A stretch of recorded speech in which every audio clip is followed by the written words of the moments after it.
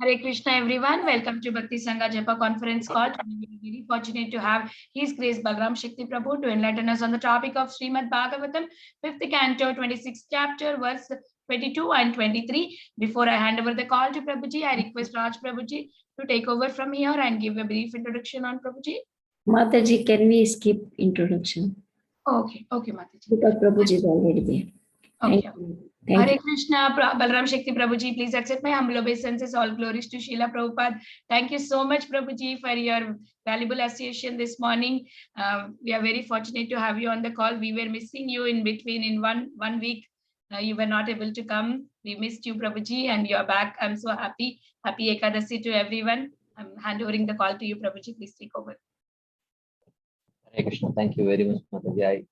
Honestly, I also missed the Sangha. Actually, yesterday, Padmasaki Mataji and Naina Biram Prabhu and family, they were here. Here. And I was just sharing with them about my appreciation of the Sangha. And I would like to thank you. You had also sent me the memento, the Bhakti Sangha memento. I received it yesterday. So thank you very much for remembering me. And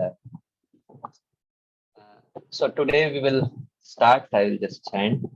Om Vishnu Padaya Krishna Preshtaya Bhutale Srimate Bhakti Vedanta Swamini Pinamini Namaste Saraswati Deve Gauravani Pacharine Nirvishesha Shanyavadi Pascharya Deshatarine Jai Shri Krishna Chaitanya Prabhu Nityananda Shri Advaita Gadadhara Shivasadi Gauravata Hare Krishna Krishna Krishna Hare Hare Hare Rama Rama Rama Hare Krishna. So thank you all very much for joining this session, and thank you very much for giving me an opportunity to share Krishna again. So today we will be continuing our discussion from the 5th canto. One of the last few verses. I think the next time I get my chance, it'll already be 6th canto, I guess. So so today we'll be discussing from the 26th chapter, which talks about the description of the hellish planetary systems, and we'll be discussing from 22nd and 23rd verses. So the 22nd verse does not have a purport, so we will read 22nd, 23rd, and then the purport, and then we'll see what we can learn from today's verses. So I'll read the verse and the translation, and then we'll move ahead. Etu iha vai Rajanya Rajapurusha va Apakhanda Dharmasetun Bhindanti te Sampatya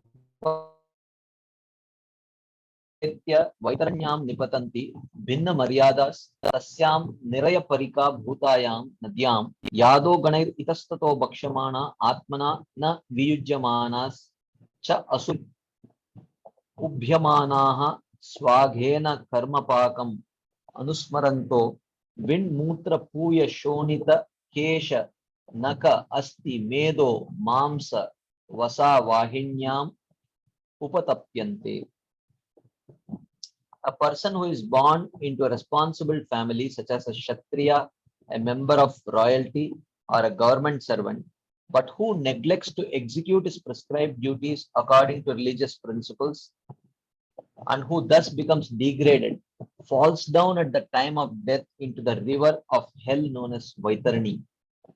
This river, which is a moat surrounding hell, is full of ferocious aquatic animals. When a sinful man is thrown into the river Vaitarani, the aquatic animals there immediately begin to eat him.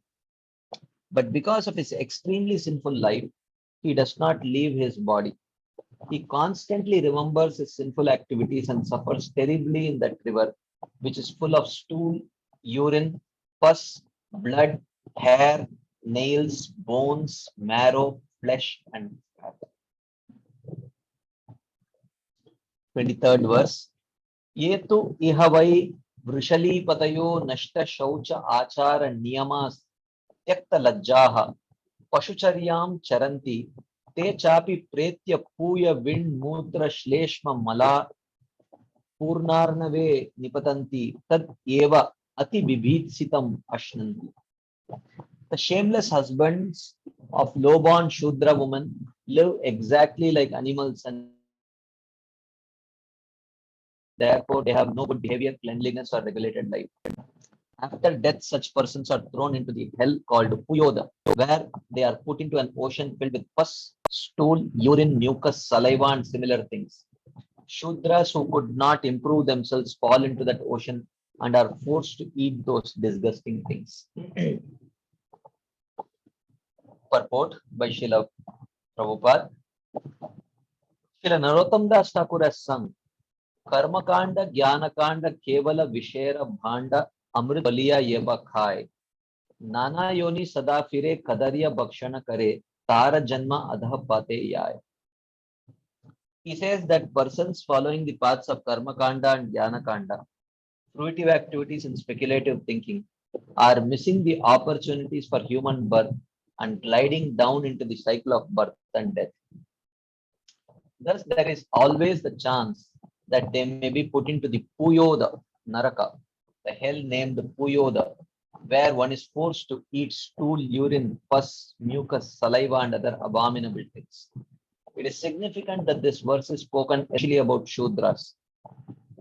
If one is born a Shudra, he must continually return to the ocean of Puyoda to eat horrible things. Thus, even a born Shudra is expected to become a Brahmana. That is the meaning of human life. Everyone should improve himself. Krishna says in Bhagavad Gita, Chaturvarnyam maya srishtam guna karma vibhagasha. According to the three modes of material nature and the work ascribed to them, 4 divisions of human society were created by me. Even if one is by qualification a Shudra, he must try to improve his position and become a Brahmana. No one should try to check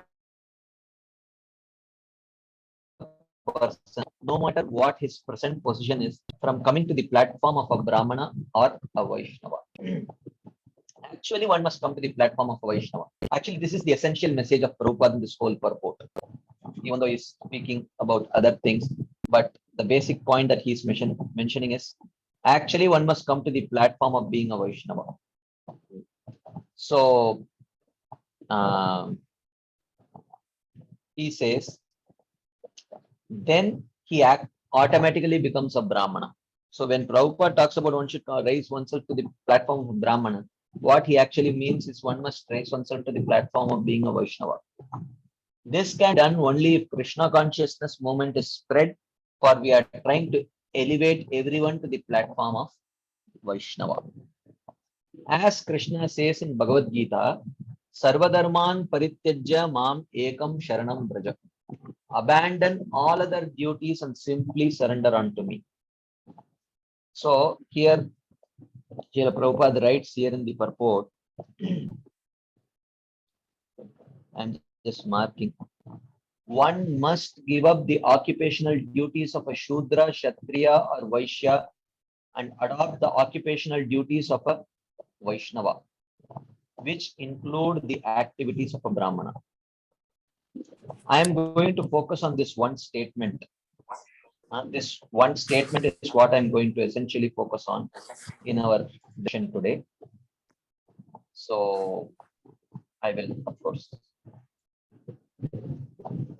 Okay. Okay, Krishna explains this in Bhagavad Gita.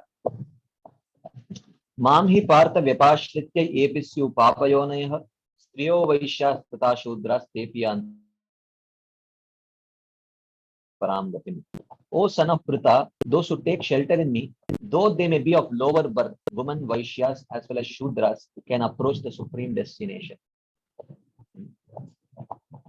Human life is specifically meant for going back home, back to Godhead. That facility should be given to everyone, whether one be a Shudra, a Vaishya, a woman, or a Kshatriya. This is the purpose of the Krishna consciousness movement. However, if one is satisfied to remain a Shudra, he must suffer as described in this verse. But if one becomes a Vaishnava, one need not suffer hellish suffering.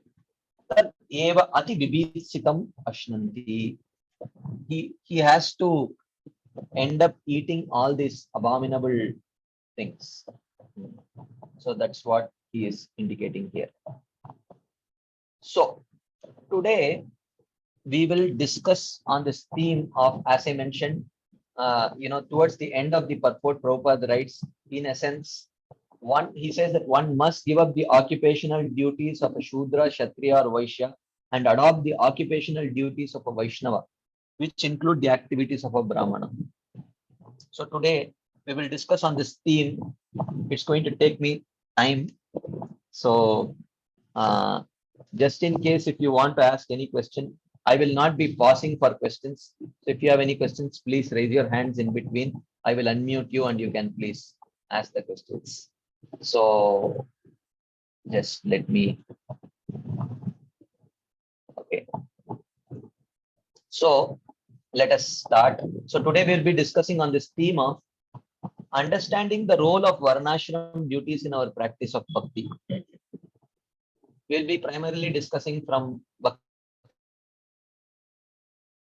Bhagavatam Sindhu and also from some sections from Srimad Bhagavatam and Bhagavad Gita to understand this point. Understanding the role of Varnashram duties in our practice of bhakti. This is going to be a heavy philosophical discussion that we are going to have today. So you have to please stay attentive. So because it's out and out philosophical from beginning to end, but this is a very, very critical topic that we are going to discuss today. What is the role of Varnashram duties in our practice of bhakti? So please hear attentively and please ask questions because this needs to be clarified. Okay. I will go a little fast, some sections, but if I'm going too fast and some part is not clear, please do ask me. Stop me and ask me. Okay. So first we will see Srila Rupa Goswami starts Bhakti Rasamrita Sindhu by defining Uttama Bhakti, which is what we are supposed to practice. Right. So you all know this verse. Anya Vilashita Shunyam Yana Karma Dhyanavritam Anukulyena Krishnanushilanam Bhakti Ruttama. So Bhakti Ruttama, the highest form of bhakti is there's continuous service or emotions directed towards Krishna or his expansions or others related to him in a favorable mood. Anukulyena. This is Anukulyena Krishnanushilanam. But that should be Anyabilashita Shunyam also. It should be devoid of desires other than the desire to please the Lord. And it should be Jnana Karmadi Anavritam also. It must not be obstructed by impersonal Jnana and the materialistic rituals of karma or other unfavorable acts. Jnana, Karma, Adi, Anavritam. Anavritam means it should not be covered by. I am not going to discuss the full purport, but sections of the purport which are relevant to us, while we are primarily going to focus on this aspect. What is this Jnana Karma Anavritam? What does Srila Rupa Goswami mean when he says that bhakti should not be covered by Jnana, Karma, etc.? Okay. So what Jnana does he talk about? He says Jnana here refers to knowledge of impersonal Brahman and other such knowledge that can cover one's appreciation of bhakti. Primarily that knowledge which is focused upon by the Jnana yogis, we try to reject that Jnana. So, and what karma are we talking about? Karma refers to the Nitya and the Naimitika karmas and not actions related to serving the Lord. The Nitya karmas and Naimitika karmas, Nitya means daily activities and Naimitika karma means periodic activities. So this daily and periodic activities according to each Varna and Ashrama is defined by the Dharma Shastras. Okay, like the Manusmriti and others. According, if you are Brahmana and a Grihastha, these are your daily activities, your periodic activities. So examples of daily activities are 3 times Sandhya Vandanam, 3 times Sandhya, Trikala Sandhya. And Naimitika karmas are Shraddha ceremonies. These are periodic. We don't do them every day, but once in a while we do it. Once a year, like that. And Adi refers to Vairagya, Sankhya, Yoga, etc., which may affect bhakti. So bhakti should not be covered by any of these things. Now, we are going to first discuss what is the qualification for taking up to Vaidhi Sadhana Bhakti. What is the qualification? So again, I'm not going to go into detail because many of these concepts we have discussed in other Bhakti Sangha classes. So I will not go too much into detail. I am touching just so that there is a very sort of a thread of a line of thought. Okay. Here Srila Rupa Goswami says, Yak kenapi atibhagyena jata shraddosya sevane nati sakto na vairagya bhagasyam adhikaryasau. So he says, that person who has developed jata shraddha, faith in what? Faith in asya sevane, in serving the Lord. One who has developed faith in serving the Lord. And how does one develop this faith? Kenapi atibhagyena, by impressions arising from previous association with devotees. If you remember, we discussed, first comes Satam Kripa. A devotee feels very compassionately disposed towards the general non-devotees, and then they engage them in Mahat Seva. In some activities connected to Krishna consciousness, coming in touch with which they can feel very positively impressed. Okay, and this leads to accumulation of what is called as Agyata Sukriti, which is what here Srila Rupa Goswami mentions as impressions arising from association with devotees. So these impressions are Agyata Sukriti, which comes from Satam Kripa and Mahat Seva. And when this Agyata Sukriti accumulates over many lifetimes, this leads to what is called as Shraddha. Here, this is what Srila Rupa Goswami says. Jata Shraddho Asya Sevane. One has developed faith in serving the Lord. Oh, I need to serve the Lord through Shravanam, Kirtanam, Vishnu, Smaranam, Pada Sevanam, like that. One develops this faith. So that faith, one who has that faith, he is actually qualified for bhakti. Okay. So now, after describing the qualification, Srila Rupa Goswami says that there are three types of people who are qualified for this practicing Vaidhi Sadhana Bhakti. There is a reason why I am discussing this. He says there are three adhikaris. He talks about the Uttamadhikari, Madhyamadhikari, and Kanishtadhikari. Who is a Uttamadhikari? Shastre yuktau cha nipuna sarvata drida nishchayaha prauda shraddho adhikariyaha sabhaktau uttamo mataha. An Uttamadhikari is one who is Shastre Nupuna, who is expert in Shastras. Shastras here means Bhakti Shastras. And Yuktau cha Nipuna. Yuktau means the Shastra-based logic, which means he does not just parrot-like recite the verses, but he can tell, oh, this verse seems to say this, but the other verse seems to give a contradiction. How do you resolve this contradiction? So he can resolve those contradictions in a way that it does not contradict conclusions of bhakti. So Shastre Yuktau cha Nipuna means he has not just parrot-like memorized the verses, but he also can explain apparent contradictions and resolve them. And Sarvata Drida Nishchaya. This means not only does his theoretical understanding clear, but his theoretical understanding has translated into very firm faith, firm belief, clear-cut understanding of what is Sambandha, what is Abhideya, and what is Prayojana. And again, this has to translate into firm faith. Prauda Shraddha. Prauda Shraddha means under very distressful situations, he will still not give up the practice. Very firm. He's a Uttamadhikari. Sa Bhakta Uttamo Mata. So this Uttamadhikari is also a Bhakti Adhikari, Vaidhi Bhakti Adhikari. And a Madhyamadhikari means yes, Shastradishu Anipuna Shraddhavan Satu Madhyama. Shastradishu Anipuna. He may not be that expert in the Shastras. He may not be able to always quote some verses and he may not be able to prove, but still Shraddhavan. But still he has very firm faith. That faith may not be as firm as the faith of the Uttamadhikari, but still it is firm enough that he will not, if someone proves his understanding to be wrong, he will not give up his practice of bhakti. This is Madhyamadhikari. And who is a Kanishta Adhikari? Yo bhavet komala shraddha sa kanishto nigadyate.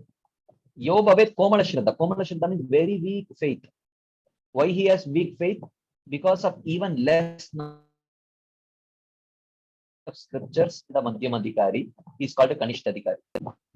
So in the explanation, Srila Jiva Goswami writes, the person's faith is just conviction in the meaning of the scriptures without knowing much. So he does not understand the conclusions of the scriptures very clearly. He says, okay, if Bhagavad Gita says it must be right. But what does Bhagavad Gita say? That he may not know properly. Okay. So yes, Shastradishu Anipuna. Anipuna means, in this case, means very little knowledge, less than even the Madhyamadhikari. He has very weak faith, pliable faith. Komala Shraddha means that it is possible to break his faith by scriptural reasoning. So he says, oh, Solamala karna chahiye. You have to chant 16 rounds. You go and tell him, you know what? In Bhagavad Gita or Bhagavatam or Chaitanya Charitamrita, in none of these books, actually there is any mention of chanting 16 rounds. You know that? He will say, oh really? Oh, I didn't know that. Oh, then why am I chanting 16 rounds? He may get a doubt, right? So, other persons using scriptural logic can defeat a person with tender faith. So this Kanishta Adhikari can be defeated. So, however, the person is not completely unconvinced, because in that case, the person would not even be considered a devotee. He will not completely give up, but he may temporarily give up his practice for a while. So, weak faith means temporary unsteadiness of the heart when defeated by strong materialistic opponents. Later, the person regains faith in what the Guru has taught by his own judgment. So, the person may quote from some other Purana something, and he may say, you know what? This Purana says something opposite to that. You should worship Lord Shiva or something like that. Or there is no mention of Hare Krishna Maha Mantra in any of the scriptures. Do you know that? He said, oh, really? I didn't know that. And he may get temporarily shaken. But later he thinks, look, these scriptures which this person is quoting, I have not studied. And those scriptures which my Guru Maharaj is quoting, I have not studied those scriptures also. Okay. So basically, I have to accept this person based on faith, that person also based on faith. Now let me think who, in my experience, who is a more trustworthy person. Is my Guru more trustworthy, or is this person more trustworthy? He thinks, well, my Guru is certainly more trustworthy. This person, I have seen him backstabbing, talking ill about others and all these things, even though he may be quoting Shastras, but he's not a trustworthy person. My Guru is more trustworthy. Anyway, I have not studied both the Shastras, then I have to accept both based on faith. So if I have to accept based on faith, I might as well accept based on faith the statements of a trustworthy person than a less trustworthy person. So in this way, he resolves and accepts. Okay. So that is actually Kanishta Adhikari. So basically, the Uttamadhikari, the Madhyamadhikari, and the Kanishta Adhikari, all three of them are Bhakti Adhikaris. So I am mentioning this point because the subject matter we are going to discuss next is very critical. Because you may ask, this applies to whom? Okay, so what we are going to discuss, it applies to whom? So in order to establish this point, I am discussing right from Bhakti Rasamrita Sindhu, the discussion of these three adhikaris. Okay, there is a hand up. Praladanand Prabhu, you can please speak. Prabhuji, I was just correlating this with the Madhyamadhikari defined in Srimad Bhagavatam. It says, Iswaresu tad adhinesu balisesu disatsusha prema maitri karuna yakaruti madhya. I personally would, Dvisatsu, I don't want to see them. Dvisatsu, when I had little tribe preaching, and there's a Dvisatsu, I just ignore him. So does it coincide with what we are discussing as a Madhyamadhikari? Well, actually, this is a very important topic. I'm glad you brought out this topic. Actually, there are many definitions of Kanishta, Madhyama, and Uttamadhikaris. Nectar of Devotion gives one definition of Kanishta, Madhyama, and Uttama. Bhagavatam gives a different definition of Kanishta, Madhyama, and Uttama. There is one definition in Nectar of Instruction. There are two definitions in Chaitanya Charitamrita. One in Chaitanya Mahaprabhu's teachings to Sanatan Goswami, which is in Sanatan Siksha, which is exactly the same as the definition in Nectar of Devotion. And there is another definition that comes in Chaitanya Mahaprabhu's instructions to the Kulina Gram Vasis. They also ask who is a Vaishnava. So first he gives the definition of a Kanishta Vaishnava, then Madhyama Vaishnava, and Uttama Vaishnava. So these definitions have a different context. Here, when in Nectar of Devotion, when we are discussing about Kanishta, Madhyama, and Uttama, all three of them are Vaidhi Sadhakas only. Even an Uttamadhikari is not on the level of Bhava or Prema. And the Kanishta Adhikari is also a Bhakti Adhikari. Whereas in the Bhagavatam definition, if you see, the Kanishta Adhikari is not a devotee at all. He has just some sentimental faith. And the Uttamadhikari is at the stage of Bhava and Prema. And the Madhyamadhikari of Bhagavatam, within that definition of Madhyamadhikari, the Nectar of Devotions, Kanishta, Madhyama, Uttama, all three of them fall within that definition. So the point that I'm making here is that each book uses these terminologies of Kanishta, Madhyama, and Uttama, but the book itself defines the scope of usage of that particular word. So, so here, when we are discussing Nectar of Devotion, the Nectar of Devotions, Madhyamadhikari, is different from the Bhagavatam Madhyamadhikari. That's the point that I'm trying. Thank you. Haribol Prabhu. Great. Alak Prabhu. Yeah, Prabhu, Hare Krishna. You told that this Mahamantra is not mentioned in any scripture, but I read it in Kali Santaran Upanishad. No, Prabhu. I didn't mean that. I'm just telling. Just for an example, I said someone may say that, oh, Mahamantra is not there in any books. Do you know that? Like that. So when a Kanishta Adhikari is, challenged in this way, I'm not telling that the Mahamantra is not there.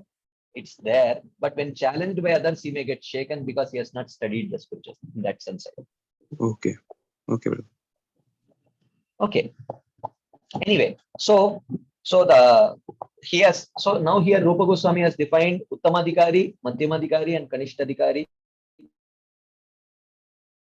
And he says all three of them are Bhakti Adhikaris. All three of them have faith. Even though the Kanishtadhikari may have Komala Shraddha, very weak faith, you can defeat him very easily. You can shake his faith very easily, but still he has faith. His faith is pure but weak. Okay. So a Kanishtadhikari means, a Kanishtadhikari means he has pure but weak faith. Of course, I am talking about Nectar of Devotions, Kanishtadhikari, that is described here. Okay. Okay. There is one more hand up. Anita Mataji. Hare Krishna, Prabhuji, please accept my humble obeisances. So in this, Prabhuji, the Kanishta Adhikari, he will just change according to what people say. Is it like that, Prabhuji? Though he is having devotion, he will change. That change is temporary, Mataji. He will Oh. temporarily be shaken, but later he will get back to practicing bhakti. So in that case, the Kanishta Adhikari can become a Madhyama Adhikari. It's like that, Prabhuji.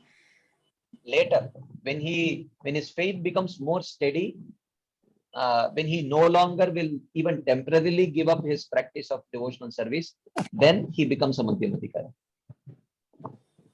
Okay. So he will have, but his faith will be there. But faith will be there. Faith will be there. Faith will be temporarily shaken, but then Okay. it is like a fish. Temporarily, when it comes to the bank of a river, it may jump on the bank, but after fluttering for a while, it will jump inside the water again. He's like that. So, but will he follow the 4 regulative principles also? Well, he is convinced of following the regulative principles, but the ability to follow the 4 regulative principles, how much ability he has depends on the weight of the conditionings that he is carrying into Krishna consciousness.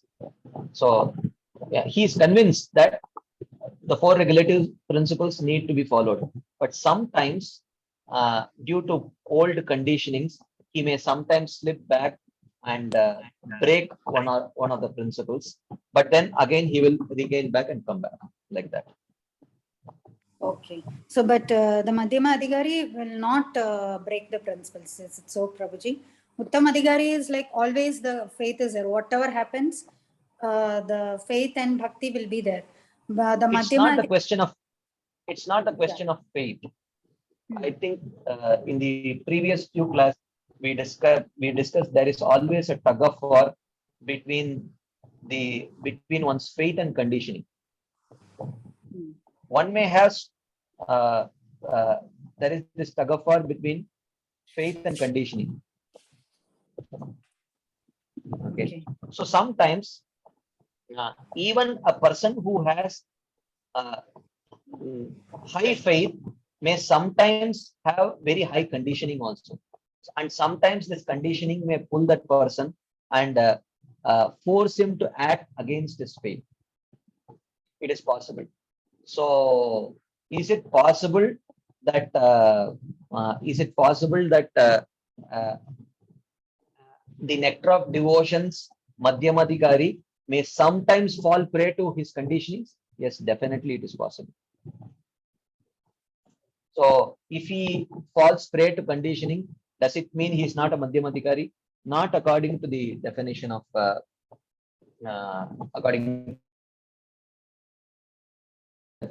nectar of devotion. Is that okay, Madhu? Anita, Madhu? Yes, Prabhuji. Yes. Okay. So I'm sorry, I muted you. sorry, Prabhuji. So he will. So the conditioning will be there anyhow. So it is. It depends upon the person, right? So if he falls prey to the conditioning, then if he falls prey to the conditioning and he thinks it is all right, and if he has no repentance, then that is wrong. Then he is committing the 7th offense, namno baladhyasya papa buddhi, committing sinful activity on the strength of the holy name. okay. But if he has repentance, I ate that ice cream or whatever,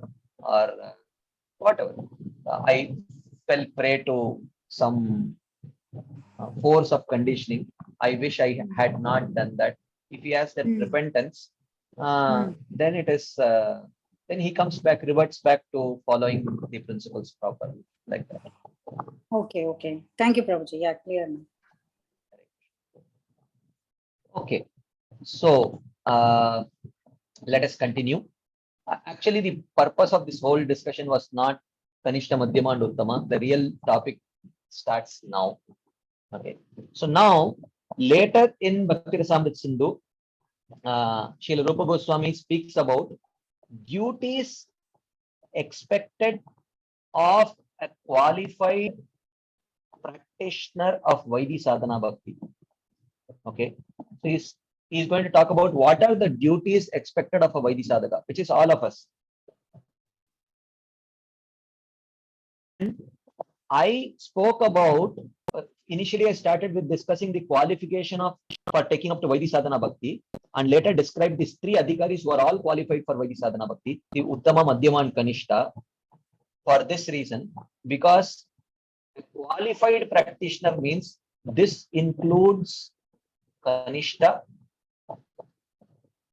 Madhyama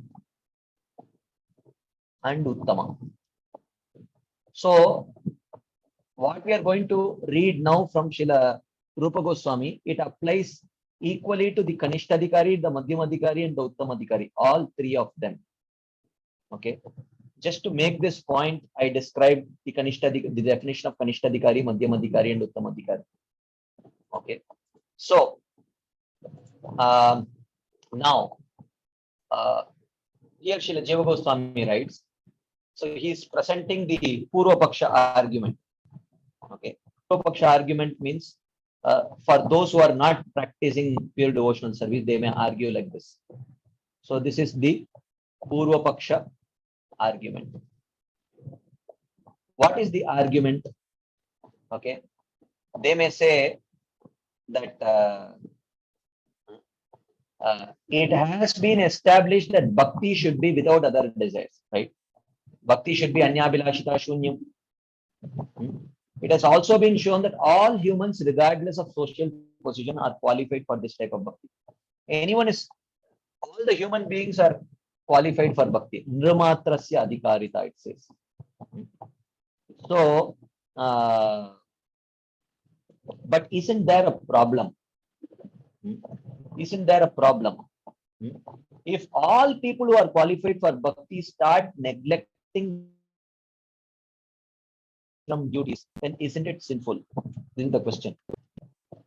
If bhakti is sufficient, and if you neglect varnashram duties, okay, if a devotee neglects, if everyone who takes up to practice of varnashram bhakti, if they start neglecting their varnashram duties, isn't there a problem? Isn't it sinful?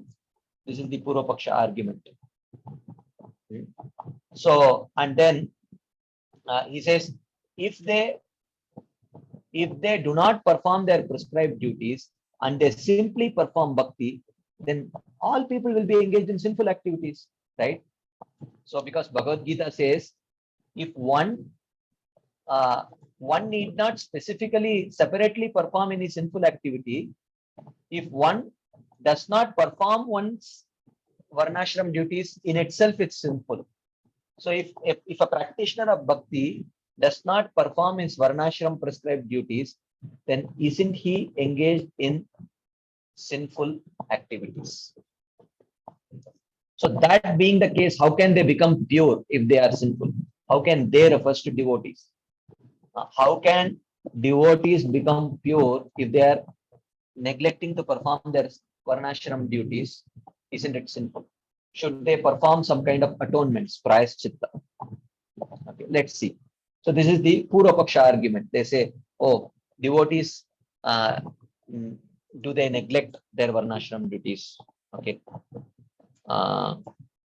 So Srila Rupa Goswami, this verse. So he is going to answer this verse now. Okay. Now we are going to see the answer. Okay. So Srila Rupa Goswami says,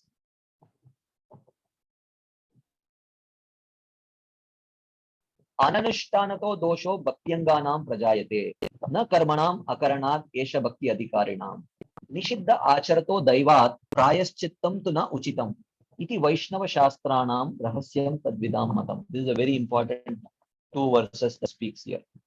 So this describes what is expected, what are the duties expected of Vaidhi sadhakas like all of us.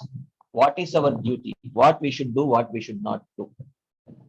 So he says that Esha Bhakti Adhikarinam. Bhakti Adhikarinam means for those who are qualified for Bhakti. Okay. Those who are qualified for bhakti. This includes Kanishta, Madhyama, Kanishta to Uttama, all of them. Kanishta, Madhyama, and Uttama. So, Esha Bhakti Adhikarinam, Doshaha Prajayate. A Bhakti Adhikari is at fault, Bhakti Anganam Akaranat, for failing to perform all the important angas of Bhakti. So the important angas are the first 20 limbs. So important angas means first 20 limbs plus last 5 limbs. So last 5 limbs are the most potent limbs and the first 20 limbs. Okay. So these are non-negotiable limbs. So a Bhakti Adhikari should not neglect these limbs. If he neglects these limbs, then he is at fault.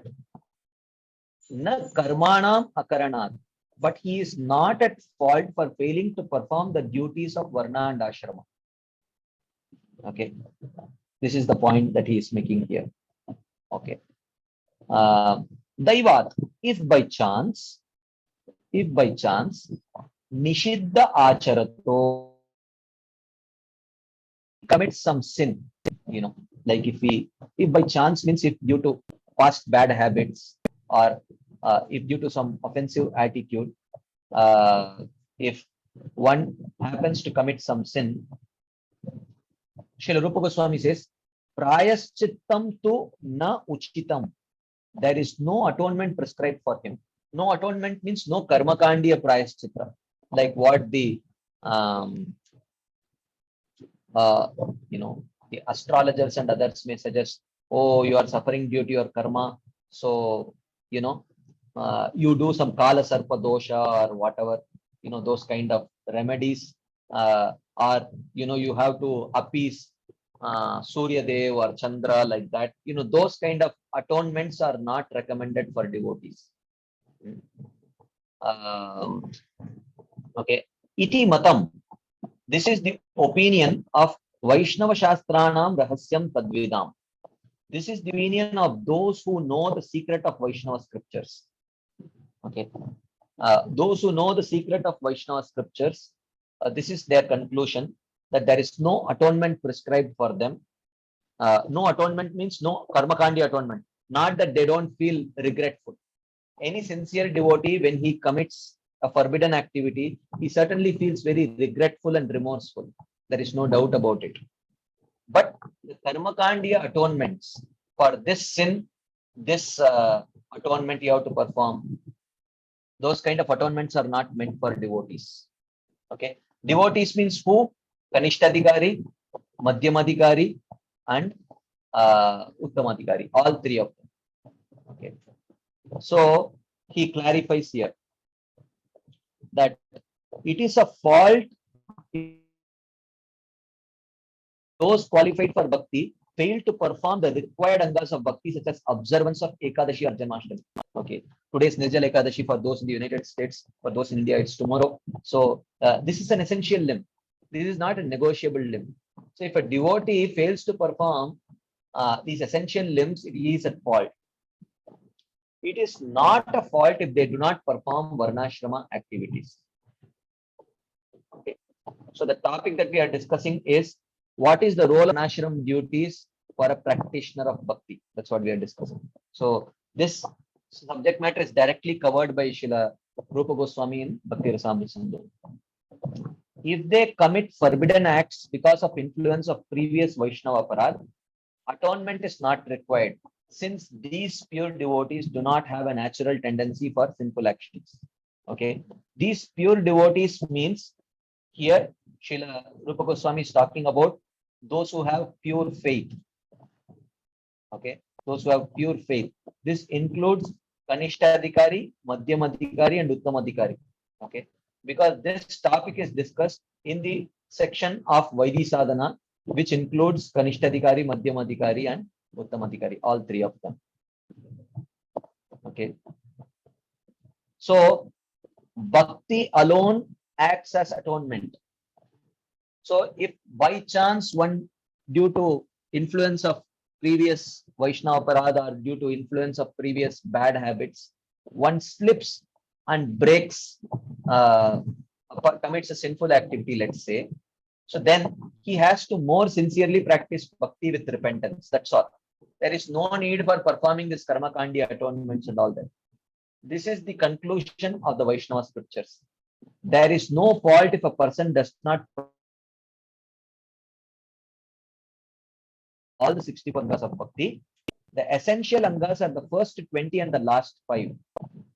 Okay, so these are the most essential limbs. They should not be given up. The last 5 are chanting, hearing Bhagavatam, association with devotees, living in a holy place, and deity worship. Okay, so to summarize, the duties expected of a sadhaka are: first, he is at fault for failing to perform the essential angas of bhakti. Second, he is not at fault for failing to perform the duties of varna and ashrama. Third, if he commits a forbidden activity, he need not perform the karma kandiya prayaschitta. And fourth, for such a person, bhakti alone acts as his atonement. He need not perform any separate atonement. The moment he sincerely practices bhakti with proper repentance for performing such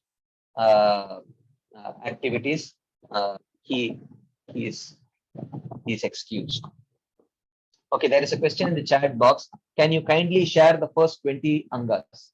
I will not do it right now. Later, I will definitely do it. You know, the first few limbs are Adav Guru Padashray, accepting the shelter of a Guru. Shri Krishna Diksha, the Sikshanam, accepting Diksha and Siksha from the Guru. Vishrambena Guru or Seva, serving the Guru with affection and respect. Saddharma Pricha, inquiring about the path of bhakti, how path of bhakti should be followed, and sadhu vartmanam, you know, trying to practice bhakti by following the way in which it was practiced by the great Mahajans, Mahajano Yenagata, like that, and then respecting all the paraphernalias connected to Krishna, and then following Ekadashi, like that. You know, all these are the you know, the first 20 limbs, and the last 5 limbs are mentioned, like that. Yes, Anita Mataji, I will. Yes. Hare Krishna. Prabhuji, so in this it's given as like failing to perform the essential angas and then committing forbidden activity. So is it knowingly or unknowingly, Prabhuji? Well, The sinful activities maybe the devotee is performing. Is it if he does unknowingly or if he does knowingly, then can you please explain what is knowingly committing and unknowingly committing?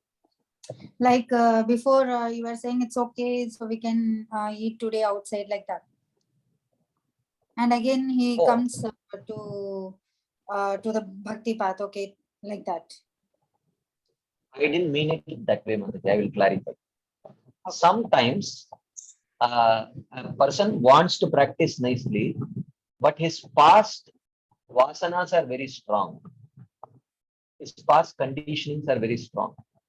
So he is feeling hungry and he has no prasadam, and he is feeling very much attracted seeing some non-prasadam. He knows that he should not be doing it, but still, because of unable to control the urge of his conditioning, he may succumb to eating non-prasadam sometimes, let us say. Okay, so is he not a Vaidhi sadhaka? No, he is a Vaidhi sadhaka. In Bhagavatam it is mentioned, Krishna sadhaka. He says, Jata Shraddho Matkatasu Nirvinna Sarvakarmasu Veda Dukkatmakam Kaman Parityagya Api Anishwaraha. So he says that that Jata Shraddho Matkatasu, he has developed faith in the path of bhakti, Nirvinna Sarvakarmasu, and he understands that apart from bhakti, I should not mix bhakti with jnana, karma, etc. Veda Dukkatmakam Kaman, he knows that any act of sense gratification will eventually lead to suffering. He knows that. But Parityagya Api Anishwara, he is not always able to say no to sense gratification. Okay. So he knows that I should not be watching TV, but someone else is watching and there is a India-Pakistan match going on. He gets really tempted and watches that TV for some time. Okay. This activity is not favorable for bhakti. He knows that, but still by the pull of his conditioning, he may end up doing it sometimes. Okay. So Parityagya Pyanishwara, he is not always able to say no to sensification, even though he knows that it is not favorable for my practice of bhakti. Right. So what does Krishna say? Tato bhajeta mam prita. So he says, my dear devotee, I know you are trying your best, but I understand the power of conditioning also sometimes. So don't get so dejected and don't become so depressed. You continue practicing your bhakti and be a little bit more determined next time. Tato bhajeta mam prita shraddhalur drida nishchaya. And jushamanascha tan kaman dukkho darkan. And whenever he succumbs to it, he feels very repentant. Oh, I should not have done it. Like that.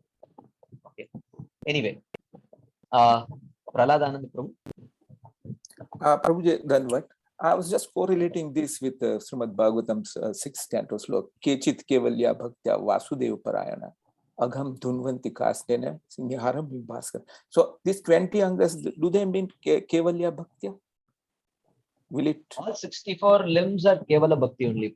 Okay. But of the 64 limbs, the first 20 and the last 5 are non-negotiable limbs. You cannot give up those limbs. You have to always practice. All right. Thank you. More important, less important.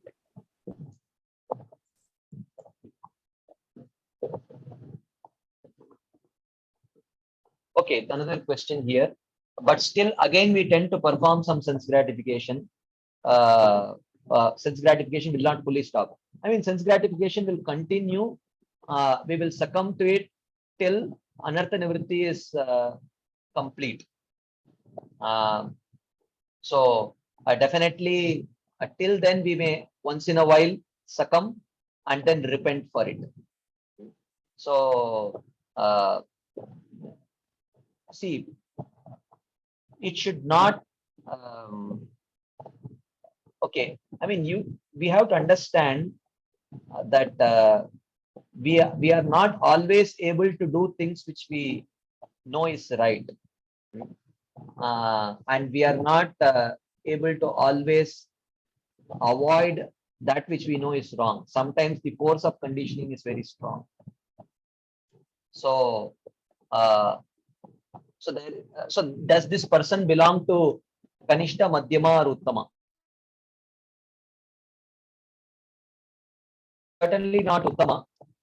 He can be, we are talking about NOD's Kanishta, Madhyama, and Uttama. He can be, if he is suffering due to gross conditionings, he can be a Kanishta Adhikari. But subtle conditionings don't leave till one actually reaches the stage of Nishta. So, so that person is, he can be a Madhyama also. I mean, I am sure, like there are subtler and subtler problems to which we keep succumbing. Okay, so that nectar of devotions Madhyamadhikari may still be succumbing to some subtler anarthas. It is possible. Okay. Anyway, but I don't want to stop here. I don't want to take questions right now because the point that the whole topic that I am discussing, I want to focus on is totally different. So don't get stuck up here. That we can discuss on a totally different day.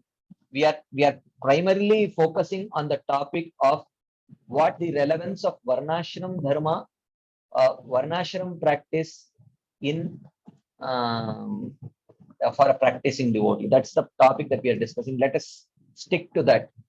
Let us not really get distracted with Kanishta Adhikari, Madhyama Adhikari, and Uttama Adhikari. So let us not get into that discussion right now. That is we can park that question for a different discussion. Anyway, so whether one is a Kanishta Adhikari, a Madhyam Adhikari, or a Uttam Adhikari, he is at fault for failing to perform the essential angas of bhakti. He is not at fault for failing to perform the duties of varna and ashrama. If he commits a forbidden activity, he need not perform the karma kandi prayaschitta. And for such a person, bhakti alone acts as his atonement. Okay.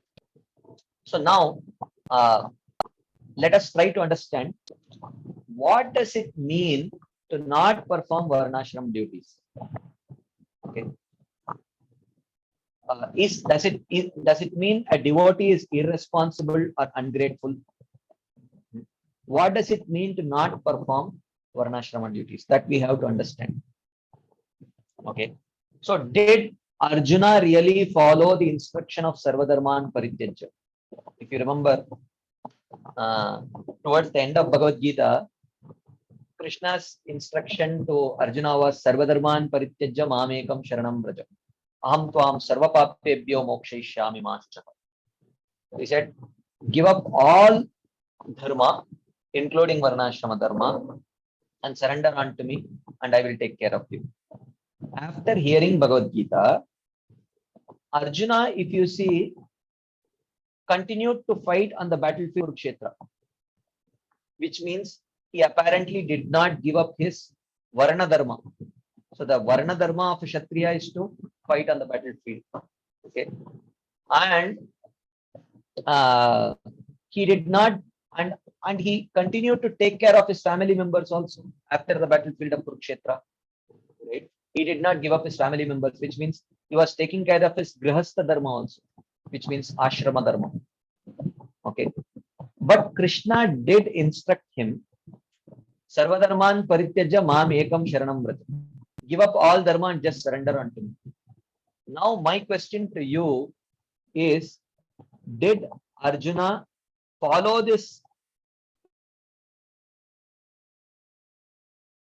instruction of Krishna, or did he not follow? This is my question to you. You can either raise your hands and answer whatever you think, or you may type your answers in the chat box. I will give you exactly 30 seconds. If you want to raise your hands and answer, please raise your hands. Did Arjuna follow the instruction of Sarvadharman Parityajya or not? What is your understanding? Okay, Praladananda Prabhu. Haribol Prabhuji, Dhanvan. I understand there is a quote says Varnasram Acharvata Purushena Paramparam Nanya Dattastos Karanam. If you satisfy Lord Krishna, then there is no question of performing Varnasram or not. The goal of Varnasram is to satisfy Lord Krishna. You follow his verbatim. That's what is my understanding, Prabhu. So my question, I'm still trying to understand your question. Did he follow Sarvadharman Parityajya or not? That's what I'm He did. answer. He did. That's what I understand. He did. When one does bhakti and satisfy Lord Krishna, what is to be left? Nothing. Everything is accomplished completely. But still, he was fighting on the battlefield of Kurukshetra, which is his dharma. But his that Kshatriya dharma was. But that dharma was overridden by Lord Krishna's instruction. If he didn't listen to Lord Krishna and went away as a sannyasi, then he did not follow that. So perfect. This is exactly what I wanted to mention. So Arjuna fought on the battlefield of Kurukshetra not because he was a Kshatriya. He wanted to please Krishna. Krishna asked him to fight, so he fought. So Prabhupada always tells in his purports and his classes, initially Arjuna did not want to fight on the battlefield of Kurukshetra, but after hearing Bhagavad Gita, he fought because Krishna wanted him to fight. Okay, so and also taking care of his family members was not just because it was his ashrama dharma, but because they were all Vaishnavas. And taking care of Vaishnava is Vaishnava Dharma, right? So, therefore, did Krishna want to give up all his Varnashram duties? Okay. Or was it a clarion call for a change of paradigm? We are going to try and understand this point. This is a very critical point. Please hear carefully. So, Srila Raghunath Das Goswami, in his book Manas Siksha, this is the second verse of Manas Siksha. Srila Raghunath Das Goswami says, Na dharmam na dharmam shruti gana niruktam kila kuru vraje radha krishna prachura paricharya mihatanu shachi sonam nandishvara pati sutatve guruvaram mukunda preshtatve smara paramajasram nanumana. We will try to focus only on the first two lines of this verse. Srila Raghunath Das Goswami says, "Oh my dear mind, nanumana, my dear mind, na dharmam kuru. Do not perform dharma. Na adharmam kuru. Do not perform adharma. Na shrutigana niruktam dharmam kuru. Do not perform the dharma which is prescribed in the Dharma Shastras. This is your Varna Dharma, this is your Ashrama Dharma." Raghunath Das Goswami says, do not perform. And then he says, na adharmam kuru. Do not perform forbidden activities also. This seems like a very contradictory statement, because when you don't perform dharma, you are automatically performing adharma. So what does it mean? Don't perform dharma and don't perform adharma. What does it mean? He says, in the next line, he says, Vraje Radha Krishna Prachura Paricham Ihatanu. He says, while staying here in Braja, please perform profuse service to Shri Shri Radha Krishna. So basically, when Raghunath Das Goswami says, na dharmam kuru, adharmam kuru, what it means, don't think in terms of dharma and adharma, but start thinking in terms of what will be pleasing to Radha and Krishna and what will be displeasing to them. What will be pleasing to my Guru and what will be displeasing to my Guru. Okay.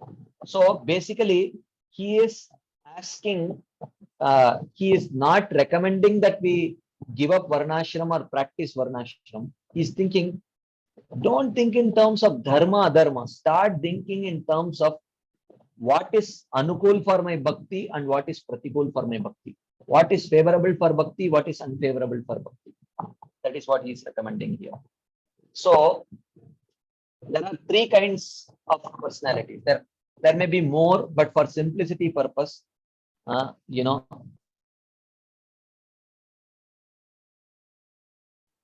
talking about three categories of personalities. Okay, the first is a karmi. The second is a karma yogi, or you can say here a jnana yogi or ashtanga yogi, and the third is a bhakti yogi. Okay, so all of them, they accept and reject. They accept certain things, reject certain things, and they have a basis for accepting and rejecting. Okay, for example, a karmi also accepts sankalpa, vikalpa. Accepting is sankalpa, and rejection is varjanam. Okay, so a karmi or a materialist, he accepts whatever he likes. Raga sankalpo, dvesha varjanam, and whatever he dislikes, he will reject.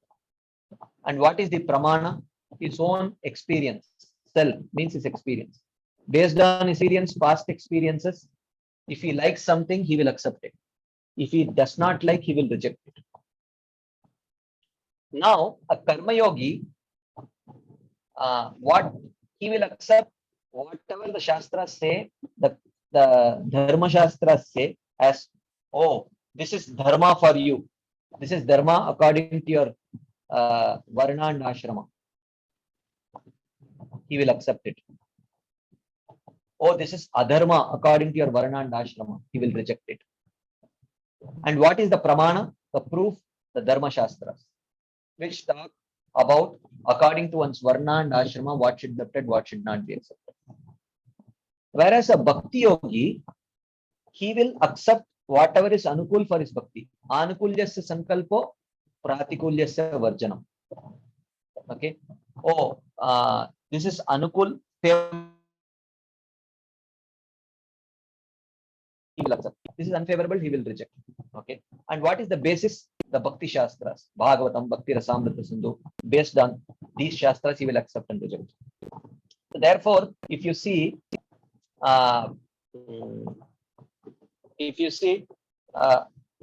practices, activities, a person who is practicing Varnashram. So this is the Varnashram circle. This is the Bhakti circle. Okay. One who is performing Varnashram, the center of that circle is this principle. Dharmasya sankalpo, adharmasya varchanam. So whatever is sanctioned by the Dharma Shastras as acceptable according to his Varna and Ashrama, these activities he will perform. Okay. Like that. Whereas a devotee, he practices based on the principle of Anukulyasya sankalpo, pratikulyasya varjanam. Whatever is favorable for bhakti, I will accept. Whatever is unfavorable for bhakti, I will reject. Okay. So his activities are defined based on the Bhakti Shastras. Bhakti Rasamrita Sindhu, Bhagavatam, like that. Whatever they recommend, he will perform. But there will be some activities which may be recommended activities according to both the Bhakti Shastras and the Dharma Shastras. Like for example, a devotee also takes bath. A Brahmana also takes bath, a Kshatriya also takes bath. But a Brahmana takes bath because it is a part of his Brahmana Dharma. Purity is a part of Brahmana Dharma. That's why he practices. Whereas a devotee takes bath because taking bath keeps the gross body disease free, and the mind, it keeps it very peaceful. Both of which is needed to properly practice bhakti. Okay. So because taking bath is favorable for his practice of bhakti, he takes bath. So therefore, taking bath in itself, you cannot say it is a varnashram duty or a devotional activity. It all depends on in what mood a person takes bath. If one takes bath because it is favorable for my devotional service, it is a devotional activity. If one takes bath because it is a part of my Varna Dharma, Ashrama Dharma, then it is a Varnashram activity. Let us take one example. Okay. So, and this is true with materialistic activities also. There may be some activities which fall within all three categories. Materialistic activity can be either a materialistic activity or a devotional activity or a Varnashram activity. Let us take, for example, the battle of Kurukshetra. On the battle of Kurukshetra, there were people like Ekalavya, who was also fighting on the battlefield of Kurukshetra. And there were also dark king like Bhurishravas, who was also fighting on the battlefield of Kurukshetra. And there were also devotees like Arjuna, who were also fighting on the battlefield of Kurukshetra. So the action is same, fighting on the battlefield of Kurukshetra. Okay. Okay. Now, if you see in the case of someone like, was he fighting because Krishna asked him to fight? No. Was he fighting because he was a Kshatriya and it was a Kshatriya Dharma? No. Why was he fighting? He fought because he liked to fight. He fought because he liked to fight. Raga Sankalpa. He was accepting and rejecting based on likes and dislikes. So therefore, this is for Ekalavya, fighting on the battlefield of Kurukshetra is a materialistic activity. it will, it will, it will, he will accumulate sinful reacts because of that. Why was a dharmic king like Bhurishrava fighting on the battlefield? Because it was a Kshatriya dharma. The Dharma Shastras say that one should, for a Kshatriya to fight on the battlefield, fighting on the battlefield, this is dharma. So he was fighting on the principle of dharmasya sankalpo, adharmasya varjana. Okay. So for him, it is a pious activity. He is gaining piety. Okay. Whereas Ekalavya is accumulating sinful reactions. Okay. And Arjuna is also fighting on the battlefield of Kurukshetra, not because he was a Kshatriya, but because Krishna wanted him to fight. He understood the desire of Krishna. Anukulyasya sankalpo pratikulyasya varjana. He was fighting on the principle of Anukul. This is Anukul for Bhakti because Krishna wants me to fight. So Arjuna's fighting is an act of Bhakti. And by performing that act of Bhakti, he does not accumulate sinful reactions because of killing. He does not accumulate pious reactions because it's a varnashram duty. Spiritual credits. Okay. So therefore, it is not the activity itself which defines whether an activity is a material activity or a varnashram activity or a devotional activity, but it is the mood with which that activity is performed. Okay. So even though we initially saw that there is an overlap of activities which may fall within varnashram and bhakti, but in reality, there is a very significant overlap. Okay. Practically, most of the dharmic activities can be dovetailed in Krishna consciousness. Okay. Most of the activities like taking bath and so many other activities which may fall under dharma, what the Dharma Shastras may call as dharma, when performed for the pleasure of Krishna, it can be accepted as a devotional activity also. Like for example, parents taking care of children. Okay. Materialistic people also take care of their children purely because they are attached to their children. Okay. So materialistic people also take care of their children purely because of attachment to their children. That is a materialistic activity. Whereas a dharmic person may also take care of his children because it is their duty, this is their grihastha dharma. Whereas devotees may also take care of their children because they want to give their children favorable Krishna conscious experience so that when they grow up, they also become devotees. With that mood, when children, that taking care of children is a devotional activity. It's a bhakti activity. So it is not the activity which defines whether an activity is a varnashram activity or a bhakti activity, but it is the mood with which that activity is performed. Okay. So now here Srila Rupa Goswami says that a devotee, he need not perform the varnashram duties. He need not perform the varnashram duties means what? He need not refer to the Dharma Shastras to say, oh, according to my varnashrama, what are the duties I need to perform? He need not see like that.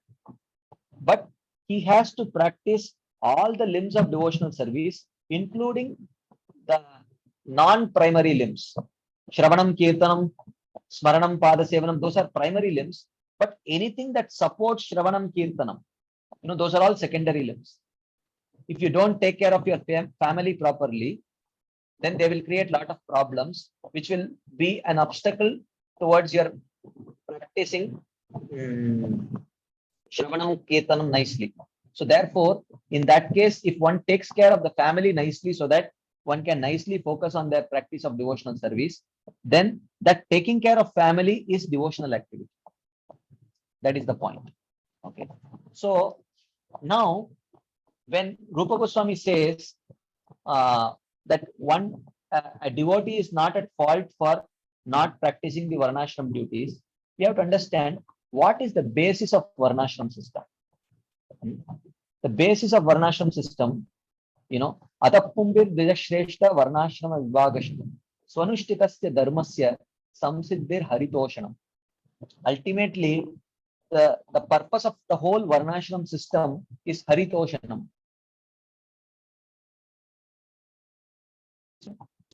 Or as it mentioned, Vishwaksena Katasuyaha Notpadayed Yadiratim Shramayeva Kevala.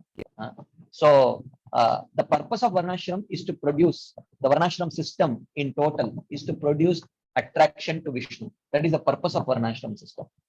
Okay. So if you see, this is the Varnashram system. So the center of Varnashram system is Vishnu worship. Okay. And you can say that the Varnashram system is divided into, you can divide it broadly into 3 levels. The centermost ring, the golden ring, is Shuddha Bhakti. Okay, pure devotional service, which is what we are trying to practice. And the middle ring is called as Pradhani Bhuta Bhakti, which means predominant devotional service, in which bhakti is predominant, but karma, jnana, and yoga are secondary. Okay, karma, jnana, and yoga are secondary. Okay, so they also worship Vishnu, but primarily with bhakti, but there are some tinges of karma practice, some tinges of jnana practice, some tinges of yoga practice, like that. And then the last ring, the peripheral ring, is called as Guni Bhuta Bhakti.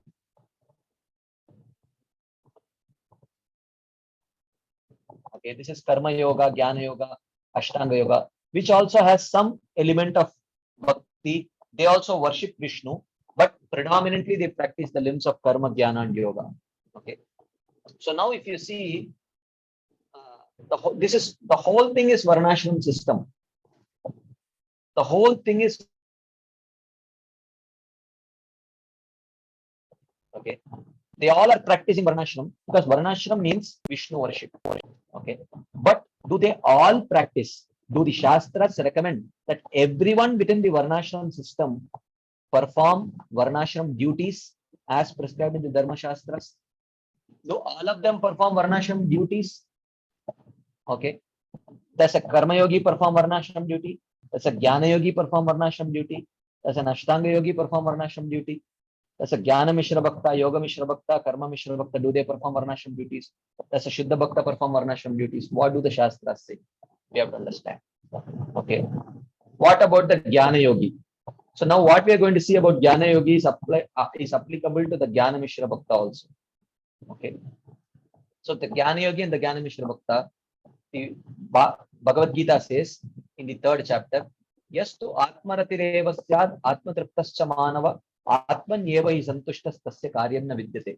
For a Jnana Yogi who is satisfied in his pursuit of self-realization, it says tasya karyam na vidyate. He need not perform his Varnashram duties. He has nothing to do in regard to fulfilling desires because he has no material desires, so he need not perform his Varnashram duties. Naivatasya kritenartho na kriteneha kaschana nachasya sarva bhuteshu kaschid artha vyapashrayana. So such a Jnana Yogi does not gain anything by performing his Varnashram duties, nor does he lose anything by not performing his Varnashram duties. Okay, like that it says. So a Jnana Yogi and Jnana Mishra Bhakta need not perform his Varnashram duties. What about an Ashtanga Yogi and a Yoga Mishra Bhakta? For both of them. In the 6th chapter of Bhagavad Gita says, this is the 2nd or 3rd verse of 6th chapter. Arurukshor Muner Yogam Karma Karana Muchyate Yoga Rudasya Tasyeva Shama Karana Muchyate. It says there are 2 stages of practicing yoga. The lower stage is Yoga Rurukshu and the higher stage is Yoga Ruda. So Bhagavad Gita says In the Yoga Ruksha stage, he has to perform his Varnashram duties. In the Yoga Rudasha stage, he should not perform his Varnashram duties. Okay. So even for a yogi in the initial stages, he should perform. In the later stages, he should give it up. What about the Bhakti Yogi? Okay, what about the Bhakti Yogi? Krishna says, Sarvadharman Parityajya Mamekam Sharanam Vraja Aham Tvam Sarvapapebhyo Mokshayishyami Ma Shuchah. He says, giving up all dharmas, surrender unto me alone. I will deliver you from all sins. Do not worry. This is what Krishna says. So for a devotee also, he need not perform Varnashram duties.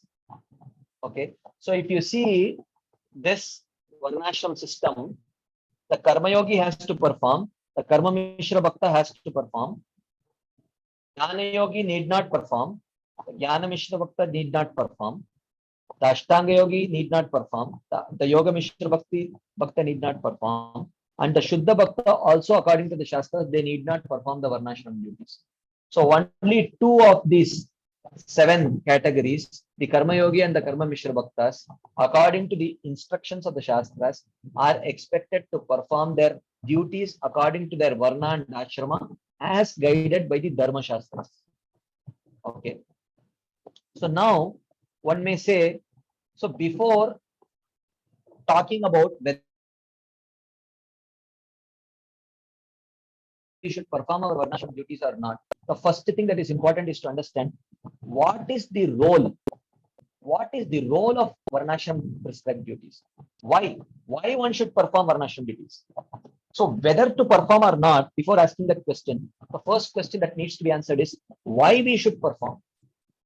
Okay, what does performance of Varnashram duties, what does it do? Okay.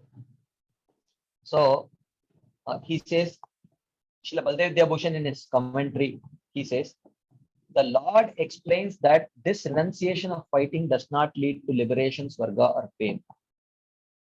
It is not practiced by those aspiring for liberation because those who are Arya, they practice their designated duties for purification of heart. So designated duties means Varnashram duties. So Varnashram duties are performed for purification of the heart. The heart becomes purified of materialistic desires. Again, Srila Prabhupada, in the purport to 3.4, Srila Prabhupada writes, the renounced order of life can be accepted when one has been purified by the discharge of the prescribed form of duties which are laid down just to purify the heart of materialistic men. So prescribed duties here refers to Varnashram duties. Okay. So the purpose of Varnashram duties is to purify the heart. Without purification, one cannot attain success by abruptly adopting the 4th order of sannyas. So sannyas means Jnana Yoga, where one gives up Varnashram duties. So the purpose of Varnashram duties is to purify the heart. In another purport again, Prabhupada talks about this. I will not go through all the proofs. I will send you the PowerPoint, you can read through it. Okay. So again, in the commentary to Sarvadharman Panitajya, again Baldev Devabhushan talks about it. So now the purpose of Varnashram duties is to purify the heart. Now the question is, how would a Bhakti Yogi's heart be purified if he neglects his Varnashram duties? This is the important question. If the purpose of Varnashram duty is to purify the heart of material inclinations, a Vaidhi Sadhaka still has material desires. He still has material vasanas. How will his heart be purified if he neglects the Varnashram duties? This question arises. Right. So, in Bhakti Rasamrita Sindhu, Srila Rupa Goswami says, Kleshagni. Kleshagni means destruction of suffering. Destruction of suffering includes destruction of prarabdha and aprarabdha karma. Prarabdha and aprarabdha karma, along with also sinful desires and sinful vasanas. He describes this. All of that is destroyed by practicing bhakti only. So this is what we call as anartha nivritti. So anartha nivritti is accomplished by practicing of bhakti. So destruction of material desires is not accomplished by practice of varnashram duties for a devotee. It is accomplished by practice of bhakti only. This is what Shri Chaitanya Mahaprabhu also says, Cheto Darpana Marjanam. So Cheto Darpana Marjanam means cleansing of heart. And what accomplishes cleansing of heart? Shri Krishna Sankirtanam, which is the primary limb of bhakti. So for a devotee, Cheto Darpana Marjanam or cleansing of heart does not happen by practice of varnashram duties, but it is accomplished by practice.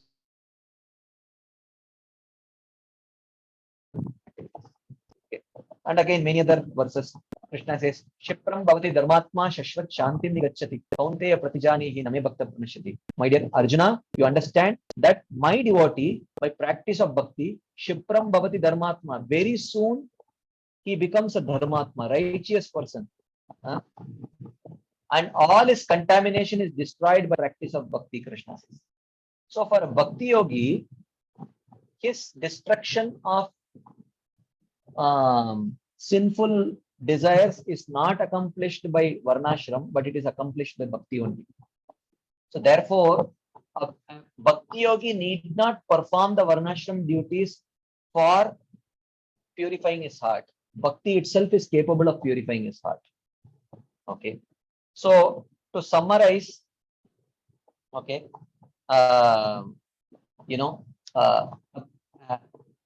bhakti adhikari is at fault for failing to perform the essential angas of bhakti.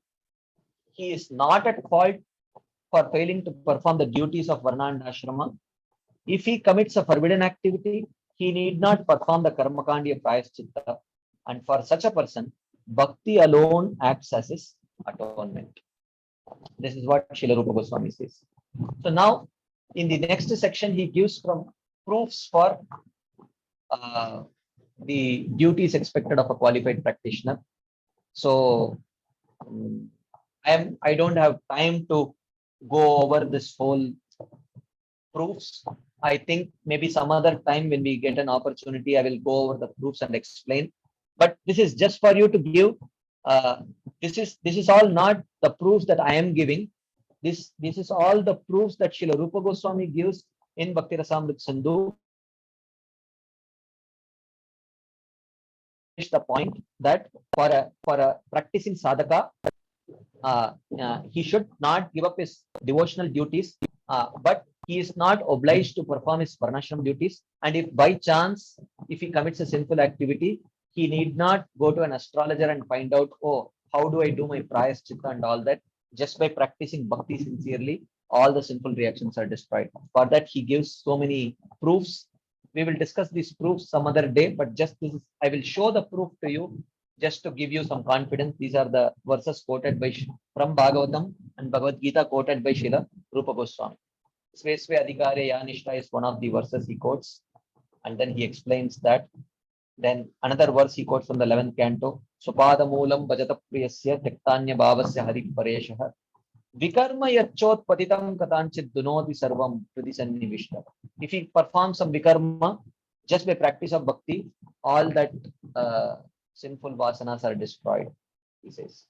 Then another verse he quotes, Tusman Mad Bhakti Yuktasya Yogino Vai Madatmanah Nagyanam Nacha Vairagyam Prayashreyo Bhavedika. For a person qualified for bhakti, neither karma nor yoga nor jnana is the means of attaining success. It is only the path of bhakti, he says.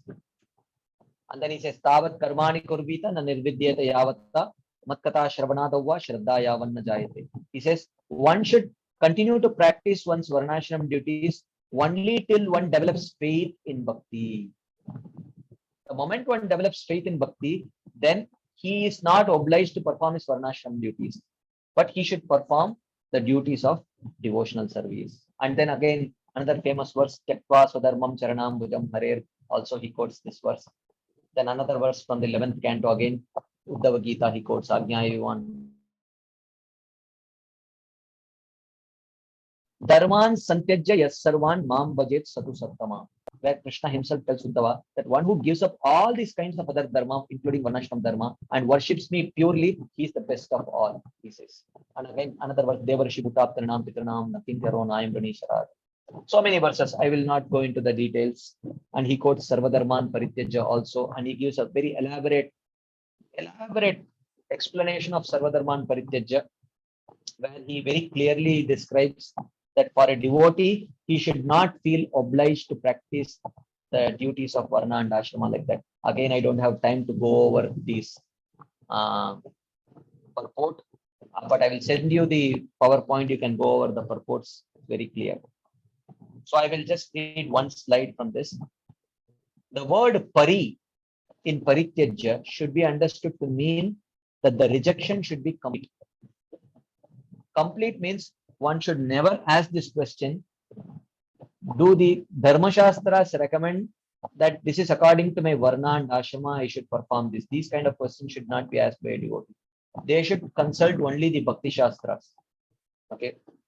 So when Krishna says, I will free you from all sins, it means I will free you from all impediments to Bhakti. Because for a devotee, when he fails to perform his Varnashram duties, there is no sin. There is no sin for them, because those with faith in Bhakti give up the duties of Dharma by the order of the Lord. Okay. So for the devotees, Krishna is ordering them perform Bhakti. For the Karma Yogis, Krishna is ordering them perform Karma. So this is all the instruction of Krishna is different for different kinds of people. So they should their instructions.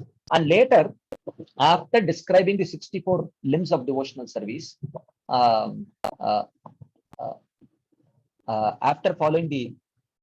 describing the 64 limbs, Srila Rupa Goswami describes that how Varnashram duties are not limbs of Bhakti. Again, he gives a very elaborate discussion on this. I'm not going to get into this discussion. Sammatam Bhakti Vijnanam Bhakti Angatvam Nat Karmanam.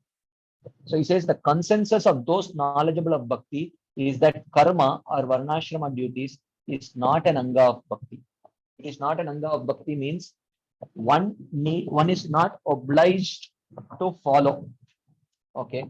So now I won't go through this. Srila Jiva Goswami gives an elaborate explanation of this. I'm going to skip this whole thing. Okay.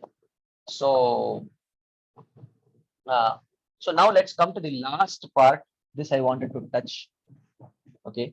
So now, after discussing so much, where clearly it is mentioned in the Shastras by the Acharyas, in Bhagavatam, in Bhakti Rasam Sindhu, in Bhagavad Gita, everywhere, that a devotee is not expected to follow the Varnashram duties. Now, Srila Prabhupada did say that 50% of his mission is establishing Varnashram. How do we understand this? This is the last topic that I want to touch on. We have few minutes. I will just quickly go over this. So now, before discussing this, I will just mention a very important principle.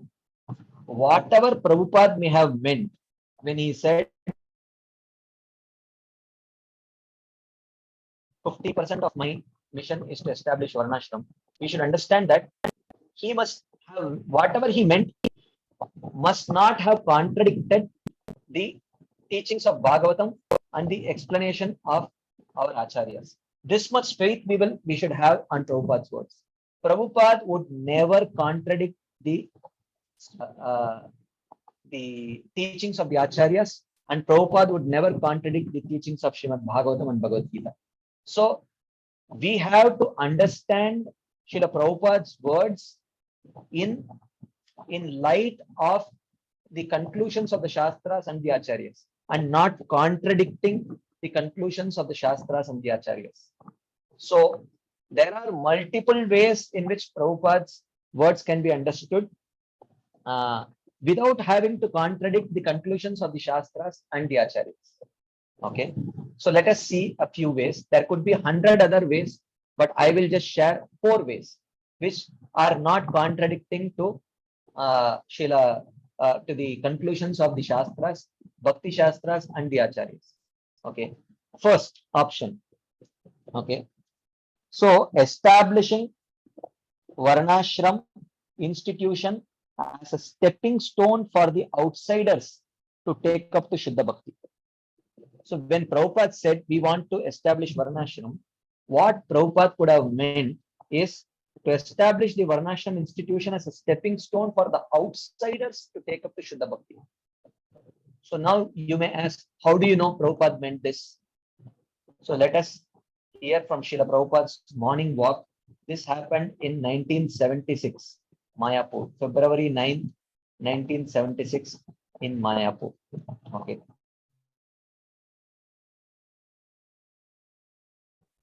So this is a conversation. Prabhupada is speaking to many people, but primarily it's a conversation between Tamal Krishna Maharaj and Prabhupada in this particular session. Hear carefully. Prabhupada says, no, ISKCON is not going to be social reformer, but as far as possible, we can help. Our main business is how to make everyone Krishna conscious. That is our business. We cannot take up, but if possible, we can take up all the system of Varnashram. Prabhupada says. Tamal Krishna Maharaj says, if Varnashram is neglected, then how can there be proper functioning of society? Prabhupada says, no, if the society chants Hare Krishna seriously, then it is all right. Never mind whatever is done, it does not matter. Papi tapi jata chilo hariname udharilo. This is the power of Hari Sankirtan. If one is absorbed in Krishna consciousness, so all benefit is there. So long in the bodily concept of life, we require Varnashram Dharma. Otherwise, there is no necessity.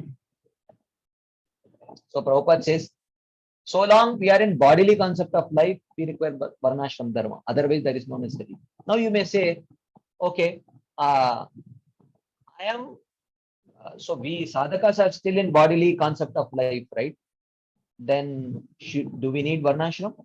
So Prabhupada, see what he is quoting. Papi tapi jata chilo hariname uddarilo. So whether even if he is a papi tapi, even them Harinam can deliver. So is this papi tapi, is he in bodily consumption or spiritual consumption? He is also in bodily consumption.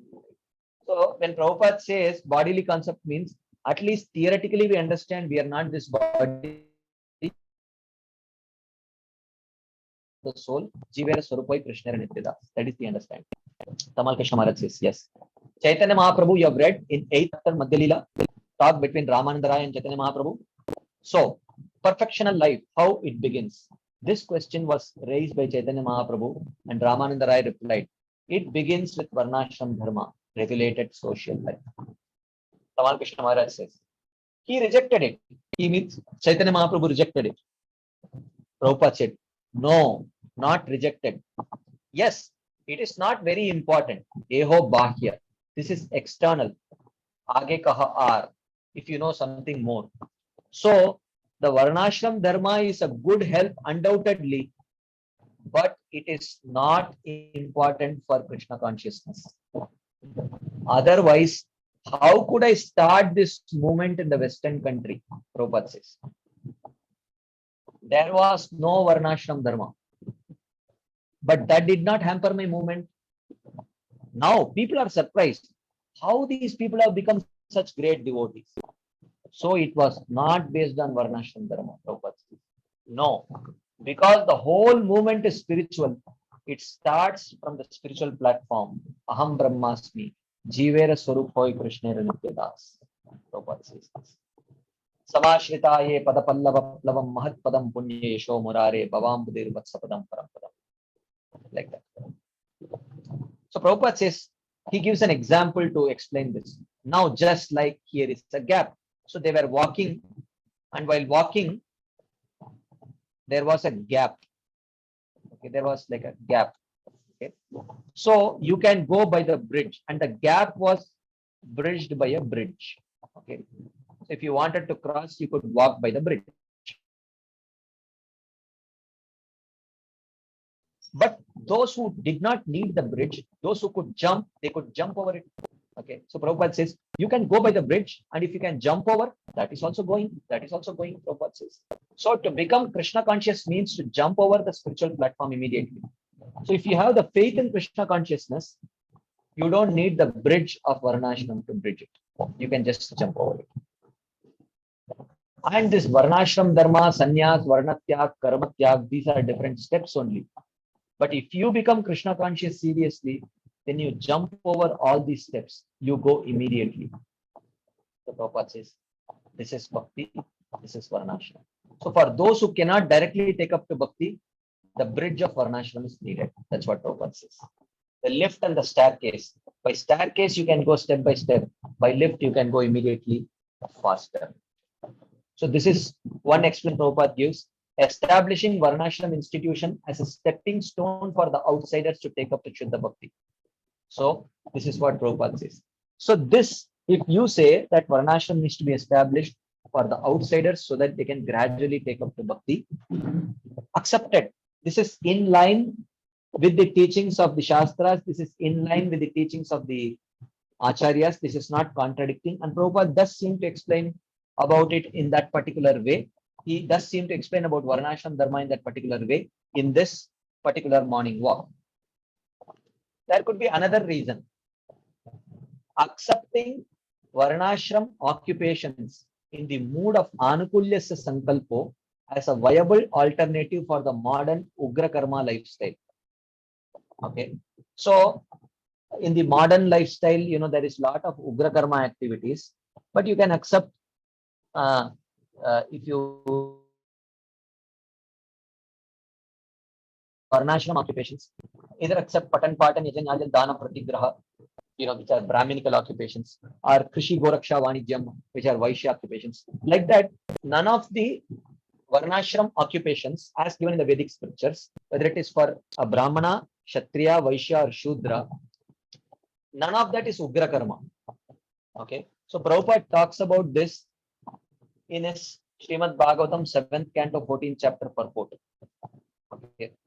So Prabhupada says, these are the different occupational duties by which men should earn their livelihood. And in this way, human society should be simple. At the present moment, however, everyone is engaged in technological advancement, which is described in Bhagavad Gita as Ugra Karma, extremely severe endeavor. This Ugra Karma is the cause of agitation within the human mind. So, men are engaging in many sinful activities and becoming degraded by opening slaughterhouses, breweries, cigarette factories, etc. for their sense enjoyment. In this way, they are spoiling their lives. In all of these activities, of course, householders are involved. And therefore, if it is advised here with the use of the word api, that even though one is a householder, one should not engage himself in severe hardships. One's means of livelihood should be extremely simple. So I will skip some sections and directly go to the. So he says, this type of civilization is called Daivi Varnashram. One of the objectives of Krishna consciousness movement is to establish this Daiva Varnashram, but not to encourage so-called Varnashram without scientifically organized endeavor by human society.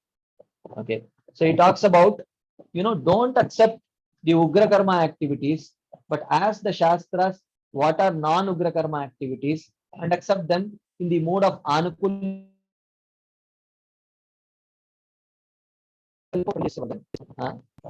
Acceptance of non-Ugra Karma activities need not be based on one's Varna and Ashrama, but it can be based on whether it is favorable for my Krishna consciousness or not. With that consideration, accept those activities.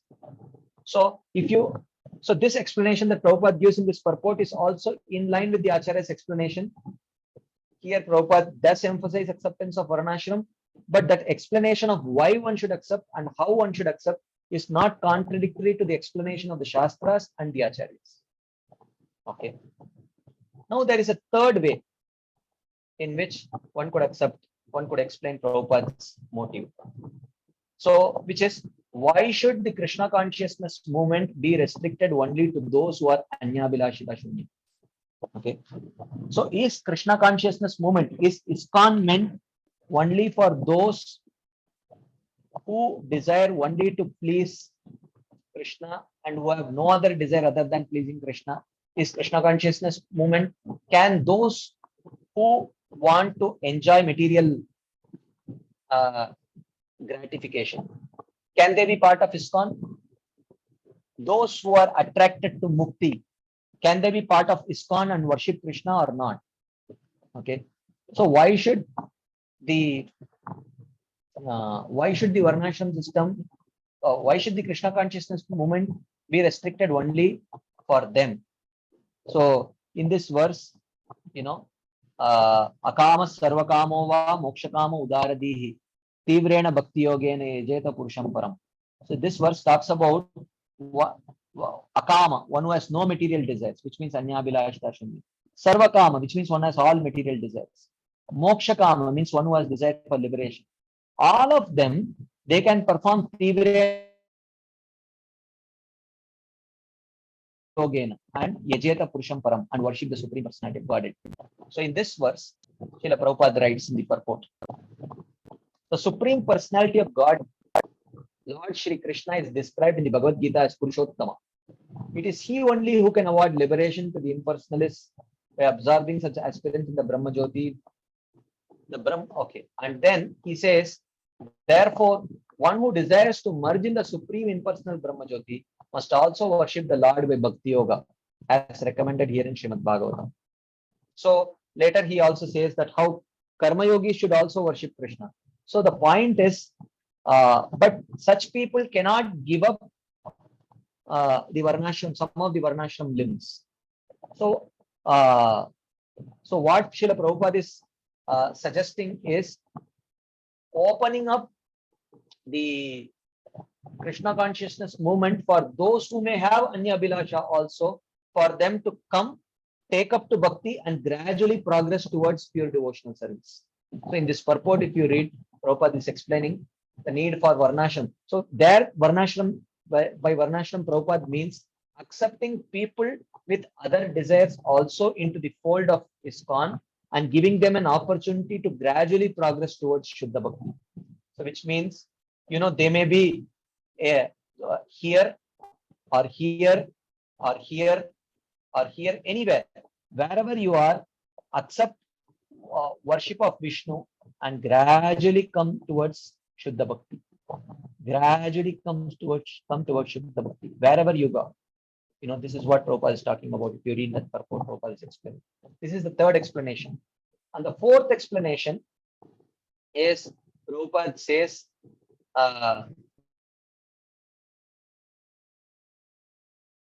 ISKCON should be a Varnashram pilot project for the world. This is one explanation that Prabhupada gives. This is a room conversation, February 14, 1977, the last year of Prabhupada. Prabhupada literally almost on his departure bed.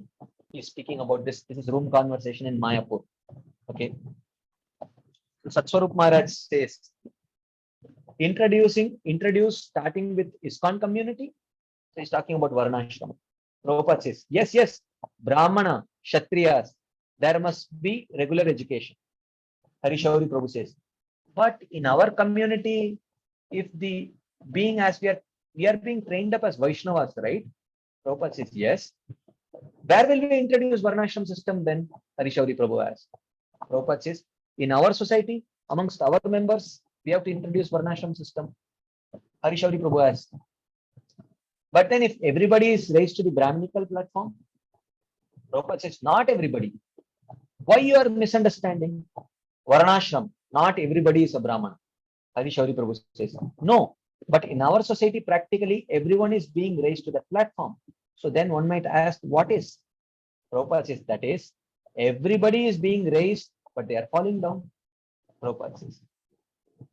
Harishauri Prabhu says, the principle we follow, we are just thinking how it can be implemented. You are saying that it should be started in our society. Prabhupada says, yes, that is a very broad idea. Now we are speaking of some of them, training them. That is another thing. That is in small scale. Harishauri Prabhu says, oh, that principle we are following. In small scale we are doing. Prabhupada says, yes. For the big scale, this is the required. For a small scale, you train all of them in pure devotional service. For big scale, when you have people with multiple qualification, Varnashram is required, Prabhupada says. In big scale, you cannot make all of them as Brahmanas or Sannyasis. No, that is not possible. That is a small scale. how many percentage of people of the world we are controlling. So we don't have control over everyone. So very insignificant. But if you want to make the whole human society perfect, then this Krishna consciousness movement should be introduced according to Krishna's instruction. If you want to do it in a larger scale for the benefit of the human society. So what is that? So Prabhupada later says, that we said means we are not going to take them, but we are simply giving the ideas. So Prabhupada says, we are not going to take the Varnashram system.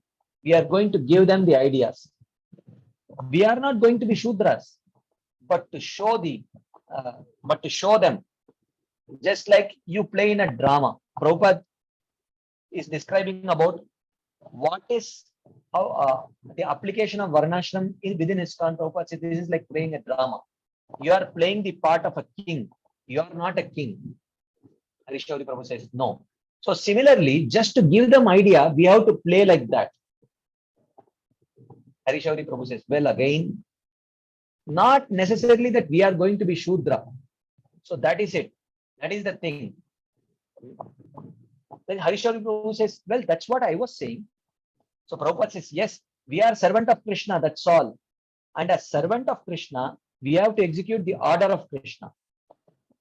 Satsvarup Maharaj says, so we can ideally organize ourselves, and then for the rest of the people, all we can do is hope that they will follow it. So Maharaj says, so we ourselves just to show it to others, but ourselves we are practicing bhakti. Prabhupada says, yes.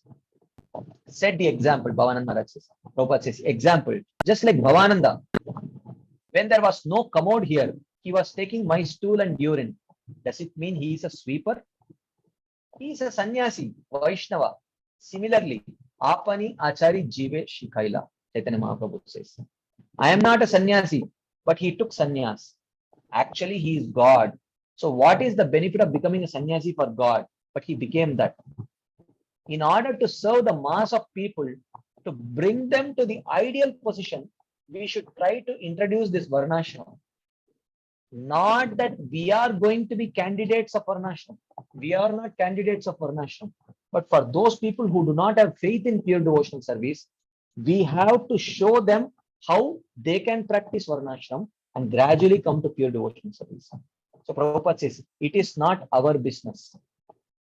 We are not candidates of Varnashram, it is not our business. But to teach them how the world will be in peaceful position, we have to introduce it to them like that. So these are 4 examples that I am giving where Prabhupada is explaining why Varnashram is needed in a way that is not contradicting to the teachings of the Acharyas and Shastras. So there could be 100 other ways in which Prabhupada, reasons why Prabhupada wanted the Varnashram system, which can be explained in a way that is not contradictory to the conclusions of our Bhakti Shastras and our Acharyas. Anyway, this is ideally, I should have described it in 2 sessions, but I just, condensed a lot of things in just 1 session. I apologize for that. I will pause here. Minutes if we have for questions, we can take. I'm sorry for pushing. Hare Krishna. Thank you very much. Anything anyone would like to share as quickly some questions if you have, we may take. Hare Krishna, Prabhu. Tanva pranam to you and all the assembled devotees. All glories to Srila Prabhupada, Shri Gauranga. Happy Ekadashi to all. What a beautiful class, Prabhu. Thank you so much. I have no words, Prabhu. I started writing points, but then I stopped at a certain point because it was just going on. What an amazing class, Prabhu. Your class just shows your intelligence and love dedicated to Krishna and to this mission of Srila Prabhupada. So much research, so many points, room conversations, letters, Shastras, everything, Prabhu. Such a beautiful class, Prabhu. I understand that our aim is to please Krishna, and how we understand that we please Krishna is if we can listen to our Guru and Shastras, to our Acharyas. Thank you so much, Prabhu. Amazing class again. Thanks for all your endeavor, for just to push us towards bhakti. People like me, Balaram, Prabhu, please go ahead with your Balaram Prasad. Prabhu has your hand raised. Hare Krishna Prabhu, Dandvat Pranam, all glories to Srila Prabhupada, all glories to Guru and Garvanga. Thank you for such a very detailed, enlightening class. Prabhuji, this is not a question, but just a reflection. And if you can, make me, let me know if this is right understanding. When you were the whole lecture, I was thinking about coming to the platform of goodness is what Srila Prabhupada is telling us. That means to follow the Varnashram Dharma. Even though you come to goodness, that's not going to help us. That means you are just following the Dharma. Better transcend the mode of goodness also. That means you should transcend. And on the top of it, we should always think that Naham Vipro Na Chanarapati Napi Vaishyo Na Sudro. Right? Naham Varnicha Grahapatir. That's the verse. So that means we are always the servant of servant Krishna. In that mode, if we all serve, that means that might be the perfection. That's my understanding based on what your class has said. So, but the one understanding is when we need to follow, the Sarvadharman Parityaja is a very broader word for everyone. But it depends on ye yathamam prapadyante also, right? So, because when we say, hey, you are a devotee, you should just sarvadharman parityaja. But what it depends on how we follow our practices. If it is not, then what we need to do, Prabhu? Even though we are following, but we are not following to our perfection, Krishna's perfection. So how do we deal with that situation? It's my question as well. Thank you.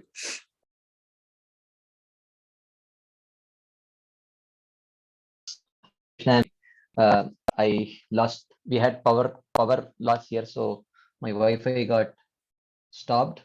So I just connected using my phone hotspot. Are you able to hear me? Yes, Prabhuji, Yes, we can hear Can you. you hear me? We can hear you. Yes. Okay. Yeah, I think I heard Balaram Prasad Prabhu's reflection. Partly at least I heard. I mean, there is no point spotlighting me because there is no power supply. You can't see me.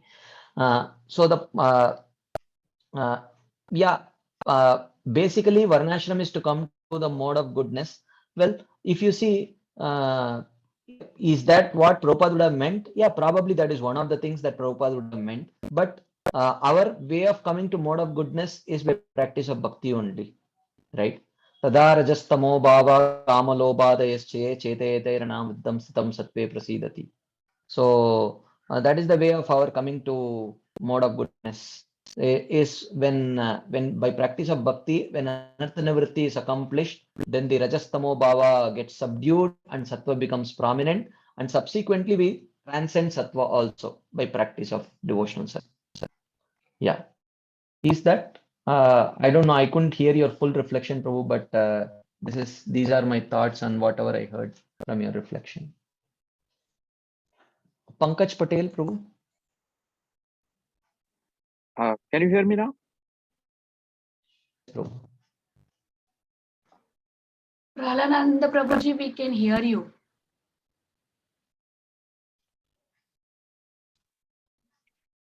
Pankaj Prabhu, can you unmute yourself, please? It is Prahalada Ananda Prabhuji.